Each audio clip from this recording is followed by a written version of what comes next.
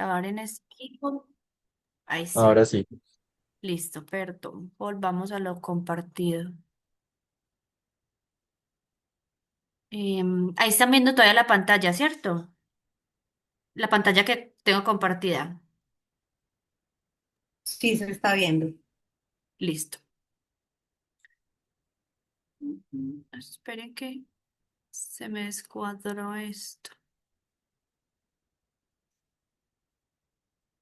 Listo. Bueno, entonces, continuando,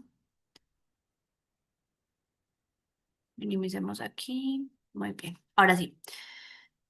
Entonces, continuando, vemos que es un problema de salud pública porque mucha parte de la población ha tenido acceso a las drogas de abuso. Vemos que hasta el 13% de los americanos, que eso es un problema bastante prevalente en Estados Unidos, ha usado drogas en el último año en la vida y 10% en el último año.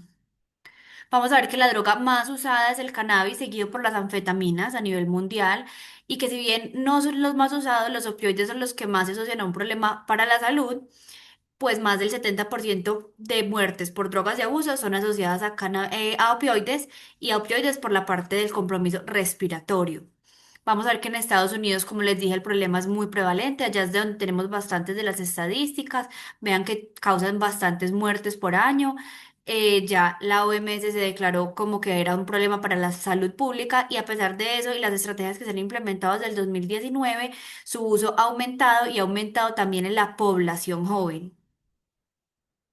Cuando vemos cómo estamos como el país en esta situación, también vemos que hay un problema que también ha aumentado su incidencia y vamos a ver que también aquí y en el mundo hay drogas nuevas. Por eso también es importante tener en cuenta que cuando hacemos las drogas de abuso, la prueba, no vamos a poder detectar todas las drogas que existen. Veamos que en los últimos 2 años, cuando se hizo este estudio del 2016 al 2018, llegaron a Colombia 28 nuevas sustancias psicoactivas y en el mundo 739 sustancias nuevas. Entonces es imposible que las detectemos todas con este examen. Y en Colombia su uso es más o menos similar al del resto del mundo. La más usada es el cannabis, seguida por la cocaína y por los estimulantes. Empecemos entonces por cuál es el objetivo de hacer una prueba de drogas de orina. Vamos a ver que el objetivo del médico del clínico va a ser diferente al objetivo del laboratorio. El laboratorio va a querer definir si hay o si no hay droga, hasta ahí. Y el clínico el objetivo de nosotros debe ser siempre qué quiere decir este resultado. Esto quiere decir que la droga está presente, pero eso se relaciona con la clínica de mi paciente, esto le está causando los síntomas. Esto se relaciona con los antecedentes farmacológicos. ¿Qué me está queriendo decir este examen? Esa es la verdadera pregunta que nos tenemos que hacer. Y con esa pregunta entonces vamos a tratar de responder estos tres escenarios. Estas son las tres indicaciones reales que existen para pedir una prueba de drogas en orina. En nosotros, en el servicio de urgencias, realmente la única indicación va a ser una intoxicación aguda en la que el paciente está sintomático, pero no hay un toxidrome claro. No hay un toxidrome claro que nos explique los síntomas, además de que no hay un toxidrome claro, un paciente que no nos sepa decir con qué se intoxicó, que la historia clínica no sea coherente con los síntomas que se tiene, o que sea un paciente con policonsumo y yo quiera ver como que algunas de las sustancias que están presentes. Esa sería la única indicación. Vamos a ver que yo no estoy hablando de un paciente que llega en un estado de intoxicación aguda y que él mismo me dice, sí, yo consumí cocaína, sí, yo consumí alcohol, sí, yo consumí anfetaminas, porque en ese caso o en el caso de que el toxidrome es claro, la prueba de drogas en orina no va a tener ninguna indicación. Ambulatoriamente y sobre todo en Europa y en Estados Unidos, donde los opioides son un poco más regulados, va a tener también indicación el seguimiento a los pacientes crónicos y en ellos se hace esta prueba también para mirar si hay o no hay adherencia a los medicamentos y para determinar si se les renueva la fórmula de los opioides o no. Nosotros no hacemos tanto eso acá. Bueno, ¿y por qué es importante hacer como esta revisión de tema?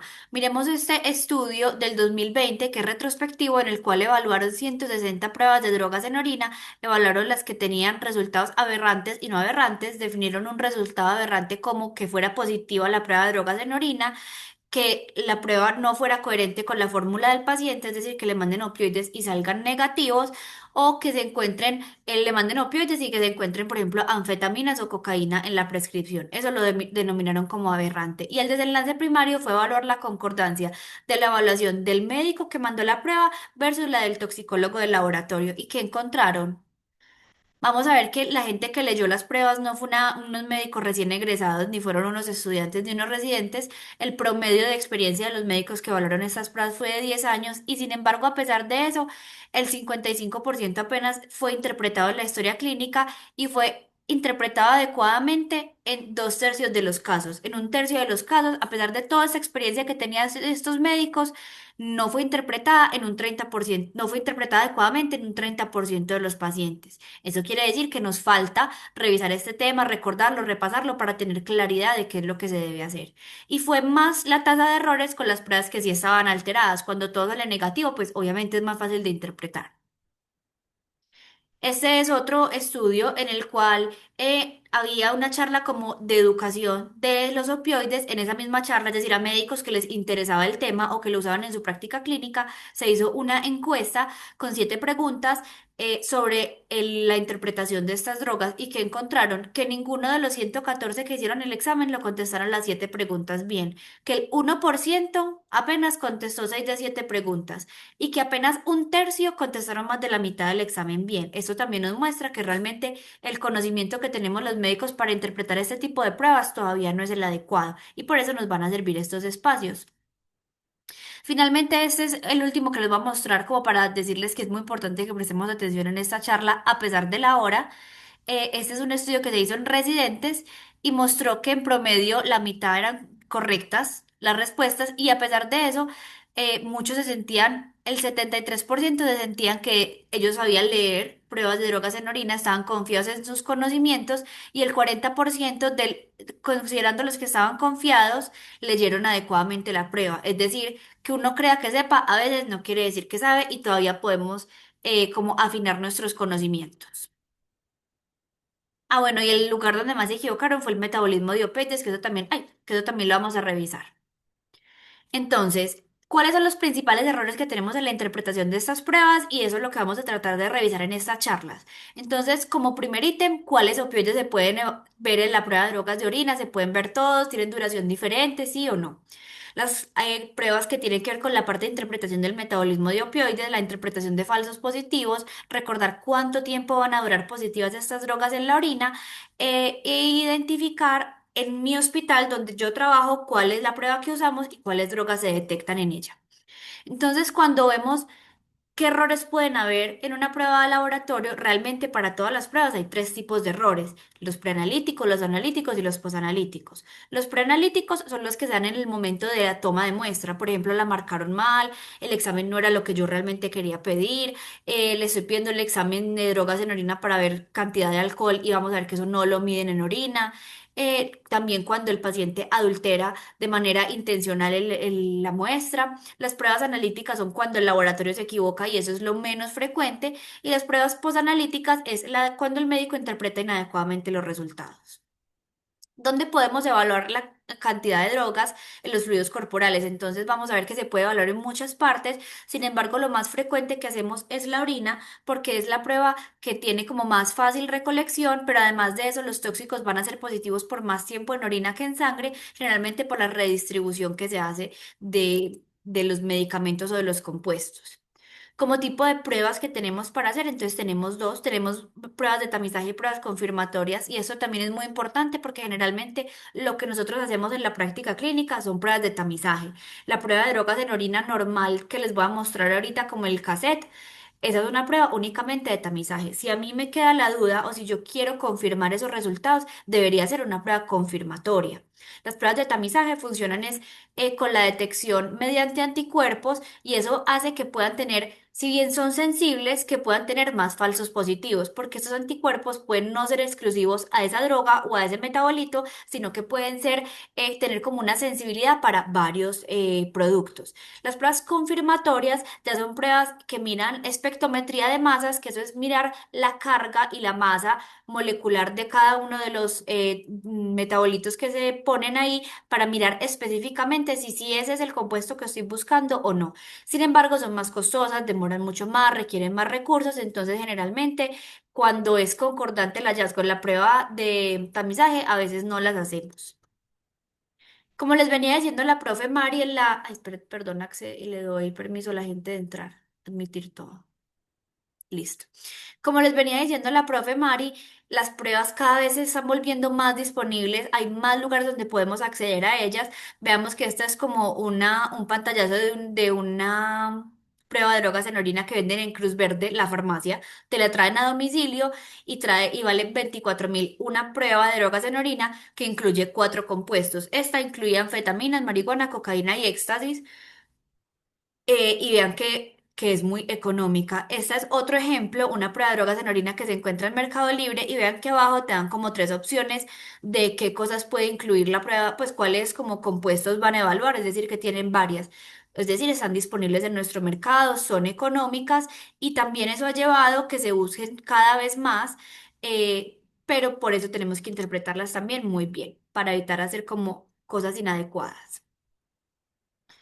Lo primero que tenemos que hacer para interpretar adecuadamente una prueba de drogas en orina es mirar que la muestra sí esté bien. Entonces, lo ideal, cuando hay dudas o que hay riesgo de que el paciente haya adulterar esa muestra, pues la idea es que la toma de muestra sea observada por el personal de salud. Como segundo ítem, vamos a mirar las características de la orina y un tipcito que nos dan aquí es que la orina de la mañana es más concentrada. Entonces, de que si hay un tóxico, el tóxico también esté más concentrado y nos aumente un poquito más de sensibilidad. Como les venía diciendo, hay que mirar las características de la orina. ¿Eso qué quiere decir? Que habría que hacer un citoquímico de orina a la misma orina a la que se le va a hacer la prueba de drogas, para mirar verdaderamente si sí es orina o no, y segundo, si está alterada o no. Cuando los pacientes adulteran la orina, ya sea que toman diuréticos para que esté más diluida, ya sea que toman bicarbonato para cambiar el pH, ya sea que le echan agua a la muestra para que quede más diluida, esto va a cambiar sus características. Específicamente, va a ser una orina menos densa, va a tener una concentración de creatinina menor y va a tener un pH también alterado. Otra cosa que pueden hacer los pacientes para alterar la prueba de drogas en orina es usar productos caseros, como algunos que les voy a mencionar ahorita, pero son productos que tenemos en todas las casas, como por ejemplo vinagre y sal, que pueden alterar las pruebas de drogas en orina y hacer que se vuelvan negativas. Obviamente, de esto también saben mucho los pacientes, entonces tenemos que hacer evaluación de las características de la orina. Otra cosa que es importante que sepamos de nuestras pruebas es que las pruebas de drogas de tamizaje van a depender de un punto de corte, es decir, van a ser positivas cuando hay cierta cantidad de la orina en la droga. O sea que cuando es negativa no siempre quiere decir que no hay nada de droga en la orina. Puede ser que sí haya, pero esté por debajo del punto de corte y por eso para nosotros sea negativa. ¿Qué pasa? Entonces uno diría, ¿por qué no la vuelven la prueba como que si hay cualquier mínima cantidad de droga que sea positiva? Porque esto me va a aumentar la sensibilidad, pero me va a exponer a más posibilidad de falsos positivos. Entonces, por eso siempre tratamos de que sea como la calibración o tratar de calibrarla para que sea lo más sensible posible, pero sin sacrificar que sea con muchos falsos positivos. Vamos a mirar que las pruebas de tamizaje, que son las que vemos del todo a la izquierda, y las pruebas confirmatorias tienen puntos de corte diferente, y eso también es por la sensibilidad. A veces cuando se confirma una prueba con la confirmatoria, puede que sea negativo el compuesto, pero no siempre quiere decir que sí realmente sea negativo, sino que se requiere más cantidad de la droga para que sea positiva y el paciente alcanzó el punto de corte de la prueba de tamizaje, pero no alcanzó el punto de corte de la prueba confirmatoria. Y las diferentes marcas de pruebas tienen diferentes puntos de corte. Estas son los cassettes de los que les estaba hablando como al principio, en los cuales uno sumerge el cassette abajo en las tiritas que se le ven salidas, uno sumerge el cassette hasta ahí. Eso funciona más o menos como una prueba de embarazo, en el cual siempre se debe hacer una rayita para confirmar que fue adecuada, que está buena la prueba, y si se pinta la segunda rayita es positivo. Si la rayita de control no está marcada, la prueba está mala y habría que repetirla. Generalmente las pruebas que hay en nuestro medio incluyen esos tóxicos que les muestro ahí. Están la marihuana, los opiáceos, la cocaína, las anfetaminas, las benzodiazepinas y los antidepresivos tricíclicos. Sin embargo, pues hay diferentes metabolitos y diferentes compuestos que miden cada una. Entonces, dependiendo de la marca de la prueba que estoy haciendo, del punto de corte de la prueba que estoy haciendo, de cómo se tomó la muestra, veamos que eso puede ir alterando los resultados que vamos a tener. En cuanto a los tiempos de detección, que también es muy importante tenerlos claros para interpretar una prueba de drogas, entonces miremos que, por ejemplo, el alcohol casi nunca se incluye en las pruebas de drogas en orina porque si un paciente lleva 7 horas de haber tomado, pues eso es evidente en la clínica, va a tener halitosis etílica, va a estar atáxico, va a tener nistagmo, pero, y eso generalmente va a estar presente en las primeras 7 a 12 horas, que es el mismo tiempo que duran las drogas en orina. Entonces, por eso el alcohol generalmente no se mide en orina. Las que sí medimos normalmente en orina son las anfetaminas, que vemos que tienen una vida media corta en orina, 48 horas, al igual que la cocaína, que hasta máximo 4 días, pero hay algunos compuestos como la marihuana que dependiendo de si el uso es agudo o si es crónico, pueden durar hasta un mes. ¿Eso por qué es? Porque la marihuana es lipofílica, se acumula en la grasita del cuerpo, si el paciente es obeso, se le va a acumular más cantidad y se va a ir liberando progresivamente. Con el uso crónico se hacen más reservas y va a durar más tiempo positiva esta prueba. Las benzodiazepinas van a tener una duración de positividad en la orina dependiendo de la vida media de la benzodiazepina que consuma el paciente y los opioides también van a depender de qué opioide consume mi paciente, pero en general son más o menos 2 a 3 hasta 4 días máximo. Entonces, miremos que hay muchos factores que me pueden afectar el resultado. Entonces, ¿por qué vía se administró la droga? ¿En qué dosis? ¿Qué concentración era? Entonces, ¿era hidromorfona comprada en la clínica o era heroína de la calle que no sabemos qué porcentaje tiene? ¿Cada cuánto la usa? ¿Cuándo fue su última dosis? ¿La masa corporal por lo que les explicaba? ¿Cómo está su metabolismo hepático? Recordemos que hay unos polimorfismos genéticos en los cuales algunos pacientes metabolizan más rápido las drogas y si esto pasa puede ser que la vida media en orina sea más corta, la congesta de otros medicamentos o las interacciones medicamentosas, el punto de corte de la prueba como ya lo hablamos y la recolección de la misma. Cuando yo voy a interpretar una prueba, entonces siempre tengo que preguntar esas dos cosas porque me van a alterar como yo veo la prueba, ¿cierto? Si está tomando opioide, ¿cuál es el opioide? ¿Qué dosis? ¿Cada cuánto lo toma y cuándo fue la última dosis? Dependiendo de eso, yo voy a esperar un resultado en la prueba.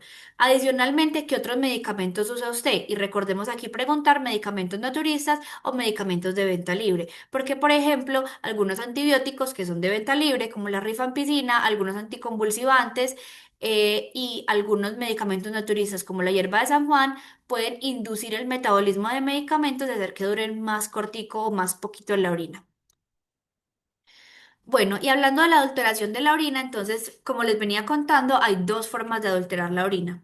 Una va a ser antes de tomar la muestra, el paciente ingiere diurético, salicilato, bicarbonato o suspende el consumo justo antes de la prueba. Ellos saben cuánto dura positivo una prueba de drogas en orina. Esto puede ser que sea negativa o in vitro, es decir, después de que toma la muestra, a la muestra se le echan sustitutos de orina que los venden por internet, que tampoco sabía, orina de un amigo, orina de un animalito, les ponen adulterantes que venden por internet, o sea, comerciales que son para esto, o productos caseros, como les decía, vinagre, sal de mesa, o les echan incluso agua para que quede más diluida. Estos son algunos de los adulterantes que se encuentran en el medio.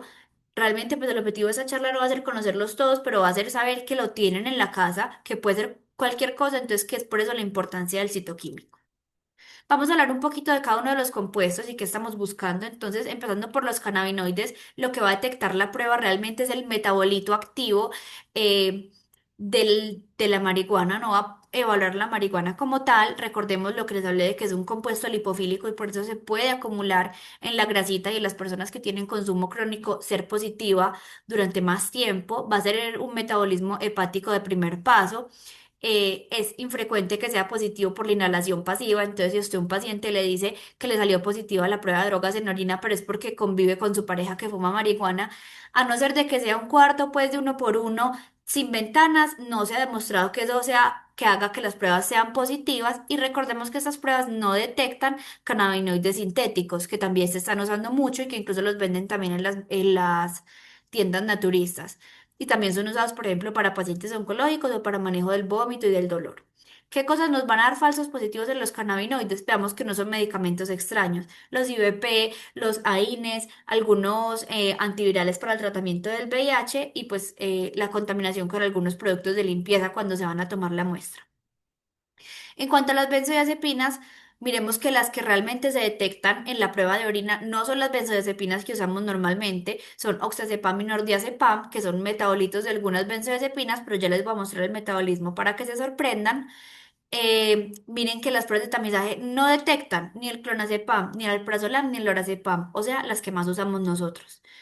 Y puede tener falsos positivos con antidepresivos tricíclicos, puede tener reacción cruzada con AINES, pero específicamente con la oxaprocina, que no la tenemos en Colombia, y con la fluoxetina. Veamos el metabolismo de las benzodiazepinas y aquí está la explicación de por qué los benzodiazepinas que más usamos nosotros no se detectan. A ver, yo miro cómo puedo poner aquí el anotar. Ah, no. Ahí me ven el cursor. Bueno, espero que sí.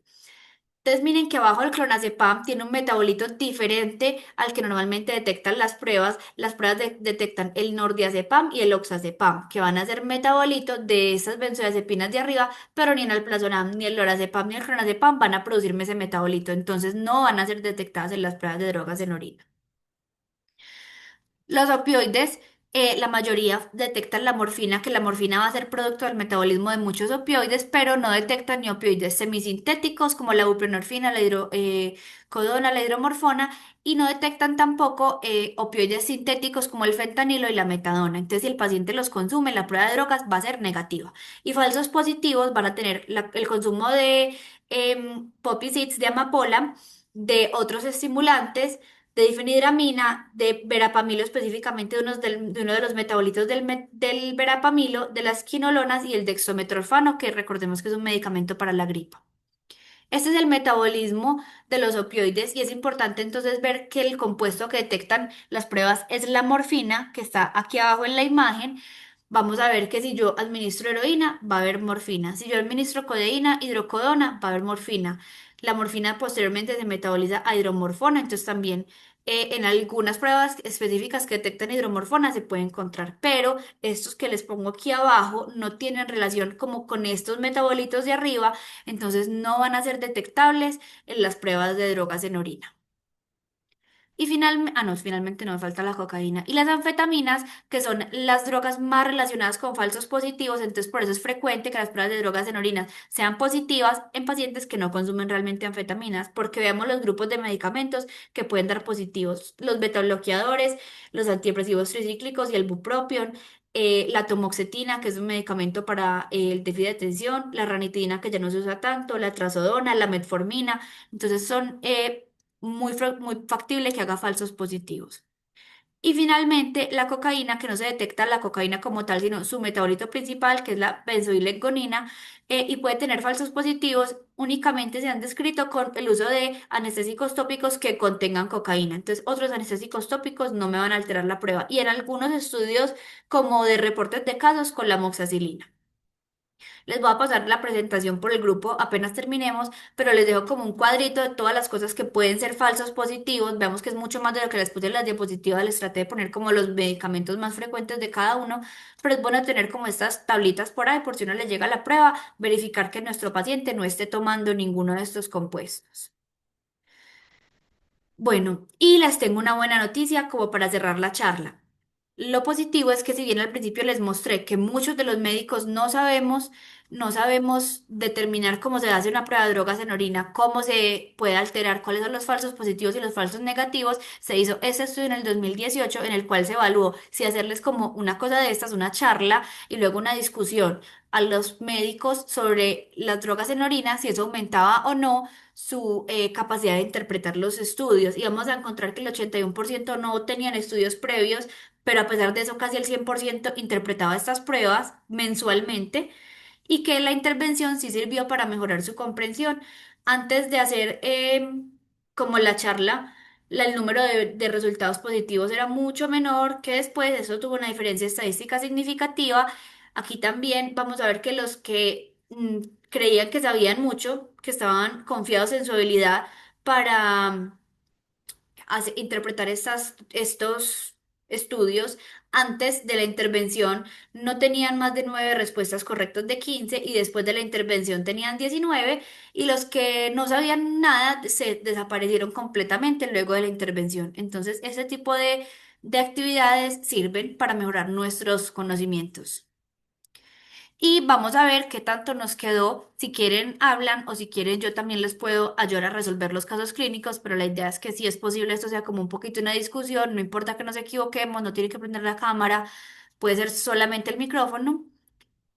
Pueden corregirme, podemos discutir las respuestas. La idea es entonces ver cómo qué haríamos en estos escenarios puntuales. Son cuatro casitos para acabar.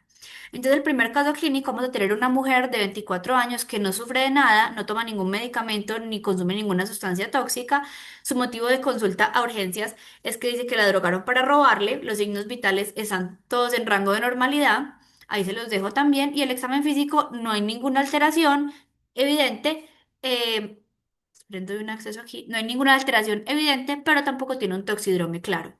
Las preguntas que yo me haría de este caso son las siguientes. Pregunta número uno. ¿Usted considera que requiere prueba de drogas en orina? ¿Sí o no? Y cuéntenme por qué. El que quiera. El que quiera de a uno.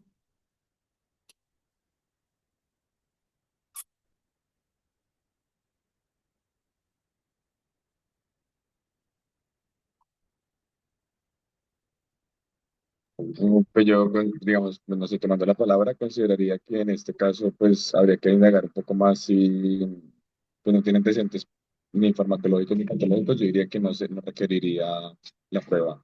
Ujú. Y además que recordemos que muchas veces los toxidromes nos pueden servir para hacer un diagnóstico clínico. Entonces, si la paciente ya está bien, sus signos vitales están bien, pues ya no tendría como una utilidad real clínica esta prueba. Ahorita vamos a discutir un poquito más la respuesta y qué drogas se estaría buscando en un paciente que usaron este medicamento para robarle.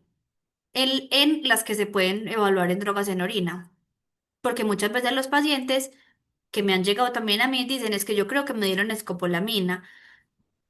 Y recordemos que eso no sale en las pruebas de drogas en orina. Entonces, las respuestas que yo les propongo son, yo considero que esta paciente realmente en general no tiene una indicación clínica para hacer la prueba, por lo que les comentaba, no nos va a cambiar el tratamiento, pero podría asistir a medicina legal para que le hicieran una prueba o podría venir una orden con una orden de medicina legal al servicio de urgencias para hacerla ya por la parte pues legal de demostrar que sí le administraron algo. Y la droga que yo estaría buscando puntualmente sería benzodiazepina. Hay otras drogas, pero recordemos que no se incluyen pues como en este panel, entonces que este panel esté negativo no me descarta ni siquiera que no le hayan dado benzodiazepinas, porque recordemos que las benzodiazepinas más comunes en nuestro medio no aparecen en el panel y tampoco me descarta que le hayan dado otro tipo de drogas que no se incluyen en el panel. Entonces, para mí pues en realidad no tendría como una indicación clínica y la indicación legal también la veo un poquito como rebuscada. Ese es el caso número dos, la misma paciente sin antecedentes ni patológicos, ni tóxicos, ni farmacológicos, consulta por lo mismo porque la drogaron para robarle, la presión está normal, la frecuencia cardíaca está normal, pero está desaturada y bradipnéica. Al examen físico yo la encuentro bien, pero está demasiado dormida, se alerta con el estímulo táctil vigoroso, los reflejos de la vía aérea están conservados y su auscultación es normal, es decir, su desaturación no se explica porque tenga una neumonía pues o algo así y las pupilas están normales. Con esta paciente, ¿qué toxidrome tiene?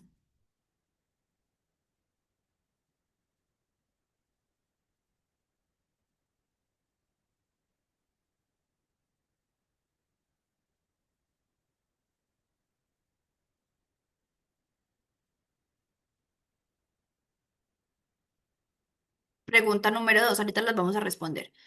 En ella, que sí tiene síntomas clínicos, pero sí tiene un toxidrome, ¿usted creería que es importante hacer la prueba de drogas en orina? ¿Tendría indicación clínica o legal o ninguna de las dos? ¿Qué drogas estoy buscando? Y finalmente, espero el resultado, espero el resultado para definir si le hago un tratamiento o no. Ese resultado me va a cambiar algún tratamiento. Entonces, con esta paciente que está estable hemodinámicamente, pero tiene compromiso respiratorio, pero protege la vía aérea, entonces vamos a hacernos preguntas. El toxidrome que tiene es un toxidrome sedante. Yo considero que no requiere una prueba de drogas en orina. Es evidente clínicamente que fue administrada una sustancia sedante. La droga que yo estaría sospechando es benzodiazepinas, que recordemos que la prueba de drogas no me detecta todas las benzodiazepinas nuevamente y como para que quede como parte de los mensajes de la charla, si es negativo, no descarta. ¿Y qué manejo realizaría mientras tanto? Pues realmente lo más importante es hacerle un soporte ventilatorio si ella no tiene como esfuerzo respiratorio o tiene su frecuencia respiratoria disminuida, como es este caso, habría que darle un soporte ventilatorio con presión positiva, o sea, no invasivo. Y clínicamente la prueba no me va a cambiar el tratamiento, yo no voy a esperar resultados para darle soporte respiratorio. El caso clínico número 3, este es muy importante, ya nos falta este y otro caso clínico y terminamos. Este es un hombre de 37 años que sí tiene antecedentes, él sufre de asma y de rinitis, pero además tan de malas que le dio una gripa reciente y estaba tomando un medicamento antigripal normal que compró en la farmacia o que ya tenía en la casa. Él consulta porque siente que se le va a salir el corazón, siente muchas palpitaciones. Y cuando lo evaluamos encontramos que tiene una taquicardia supraventricular, pero que está estable. La frecuencia cardíaca es 130, pero no tiene compromiso en la perfusión distal. Al examen físico está diaforético, sus pupilas están isocóricas y están reactivos, no tiene compromiso respiratorio y no hay signos como de que se haya canalizado, que se haya puesto medicamentos venosos, pero recordemos que esto tampoco descarta completamente. Con este paciente, las preguntas que nos haríamos es qué toxidrome tiene. ¿Qué preguntas adicionales vamos a hacer en la anamnesis? Que eso también lo revisamos como un poquito durante la charla. ¿Está indicada o no está indicada la prueba de drogas en la orina? ¿Y qué medicamentos me podrían dar en él un falso positivo? ¿Alguien quiere responder qué toxidrome tiene?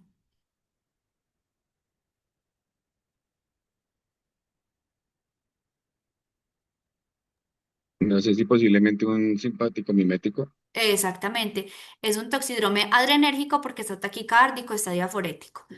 ¿Qué preguntas adicionales haría antes de la anamnesis en este paciente que estaba tomando un medicamento?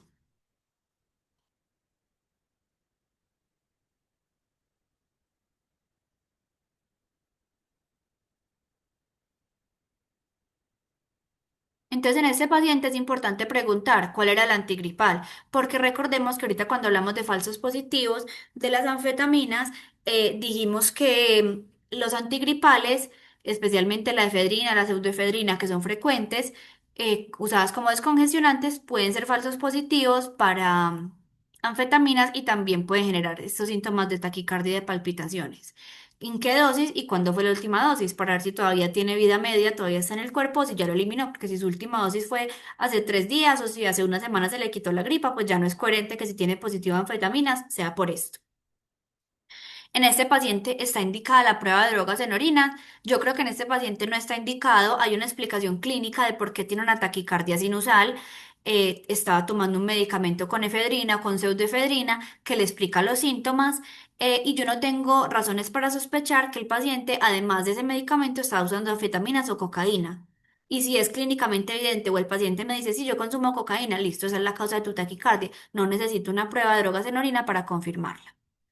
Sí hay que buscar otros paraclínicos, por supuesto, yo no puedo decir solamente que su taquicardia es porque se tomó un Dolex gripa, sino que hay que mirar pues que no tenga un hipertiroidismo subclínico, que es infrecuente, no subclínico, un hipertiroidismo, perdón, que es exageradamente infrecuente que sea la causa de la taquicardia, porque no tengo una anemia severa, pues otros tipos de cosas, pero si él me dice que estuvo consumiendo un medicamento, no es necesario hacer la prueba de drogas en orina. ¿Y qué droga esperaría como falso positivo? Pues ahorita ya les sapié la respuesta, las anfetaminas, que son los que dan falsos positivos con los antigripales. Este es el último caso clínico. Tengo a esta señora que tiene 45 años, tiene varias comorbilidades, entre ellas tiene un TAB que toma ácido valproico, ha tenido gestos suicidas farmacológicos, se fuma 8 cigarrillos al día y toma alcohol interdiario, ambas cosas en patrón de abuso. Su motivo de consulta es que ni siquiera vino ella, la trajo la familia porque la ven como maluquita, como deterioradita. Ella vive sola, su historia clínica no le concuerda, uno no la escucha, uno como que no le cuadra con lo relatado con la familia, como que la ve rara. Ella dice que se siente bien, que no había estado durmiendo, pero que gracias a Dios se le quitó, pero niega el consumo de sustancias. Está normotensa, normocárdica, la frecuencia respiratoria está ahí como en el límite inferior, satura normal, está somnolienta, pero se alerta al llamado y no tiene nada más en el examen físico. Em, cuando, me hago preguntas de este caso, voy a decir qué toxidrome tiene esta paciente, si está somnolienta y está como de pronto ahí con la frecuencia cardíaca en el límite. ¿Qué factores de riesgo tiene esta paciente para tener un abuso de sustancias? ¿Está indicada en ella la prueba de drogas en orina? Ay, Dios mío, les apié. ¿Alguien quiere responder qué toxidrome tiene?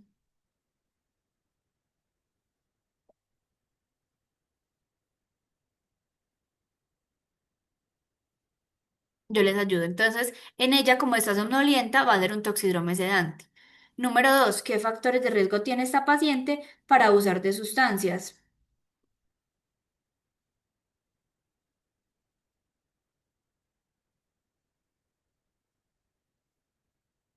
Es una paciente que tiene un antecedente de una patología psiquiátrica, ha tenido intoxicaciones farmacológicas voluntarias previas, consume drogas en patrón de abuso, el cigarrillo y el alcohol. Entonces, esta paciente sí tiene factores de riesgo para consumo de sustancias psicoactivas. Y número 3, en ella está indicada la prueba de drogas en orina y yo considero que en ella sí está indicada porque la historia clínica no es coherente, porque yo la encuentro con un toxidrome sedante, ella me dice que no ha consumido nada y porque tiene factores de riesgo para hacerla. Entonces yo en ella sí consideraría la posibilidad de una prueba de drogas en orina, sabiendo que si es negativa, tampoco me descarta. ¿Qué vamos a ir concluyendo de la charla? Entonces, el abuso de drogas es un problema de salud pública. Su indicación realmente ambulatoria es el seguimiento de la prueba de drogas en orina, es el seguimiento de pacientes usuarios crónicos de opioides. Aquí no lo hacemos tanto en Colombia. Eh, y en urgencias, la única indicación sería la evaluación de personas con intoxicación aguda en las cuales no hay un toxidrome claro o la historia clínica no es concordante con los hallazgos que yo encuentro. A pesar de que es un tema que es importante y que es frecuente que lo usemos en la práctica clínica, los médicos tienen bastantes errores en la interpretación de de estos resultados, pero con la práctica esto se puede mejorar, como les mostré en el último estudio que les traje. Y finalmente, siempre que uno va a interpretar este tipo de pruebas, debe saber el alcance de la prueba, es decir, cuáles drogas sí puedo detectar o no, cuánto tiempo van a durar positivas o no, y saber interpretar sus falsos positivos y sus falsos negativos. Y eso era lo que les traía para hoy. ¿Qué preguntas tienen? Igual yo creo que les voy a mandar la presentación por el grupo, sobre todo para que les quede lo de falsos positivos y negativos y como el orden mental de cómo interpretar este tipo de pruebas.